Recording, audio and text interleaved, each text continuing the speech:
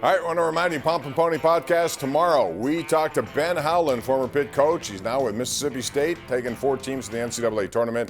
That, of course, resumes this weekend. Tune in. Actually, it drops tomorrow. Pick it up wherever you find it dropping. That's the way I would phrase that. Let's go back to the phone lines, Chris. We have Pete in Squirrel Hill. Pete, go ahead. Bobby, how you doing again, my main man? 2 things that I made. Number 1, Bob, if the Sabres played the Shaler Vipers in a best of 7, I laid up on the Shaler Vipers. They're horrible. There's 2 types of goalies in hockey, Bob.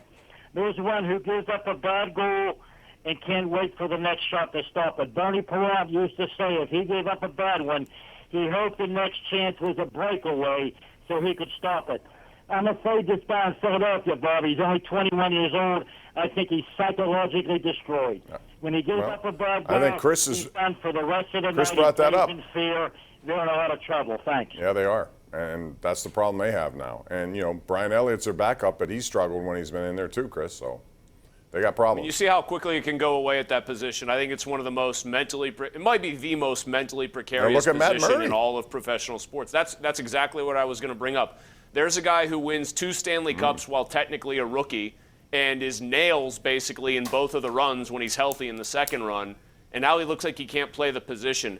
Outside of like maybe, field goal kicker or closer in baseball, I honestly cannot think of a position where the pressure can get to a guy and completely ruin him like goaltender in the NHL. It really can. All right, we have this picks to beat Gonzaga. Do you guys have any? This is according to a tweet we have from Ed B. I don't think anyone's going to beat Gonzaga. I thought they'd run the table. I love their team. I love how they play. Baylor has a very athletic team. Chris, we have 30 seconds. Those 2 teams are the only teams I see that can be there at the end. I got one that might be a little off the board for people that you're not thinking of. I think Florida State could give them a game. Always long, always athletic, not going to be cowed by the front court presence. They're going to have guys that can match up. And Scotty Barnes, if he gets going in a given game, could take one over. They're the team I'd pick if I had to pick one, but I got Gonzaga going all the way. They got a lot of rim protectors. That's going to do it for us. Thanks for joining us. We'll see you again tomorrow night at 10:35. Good night.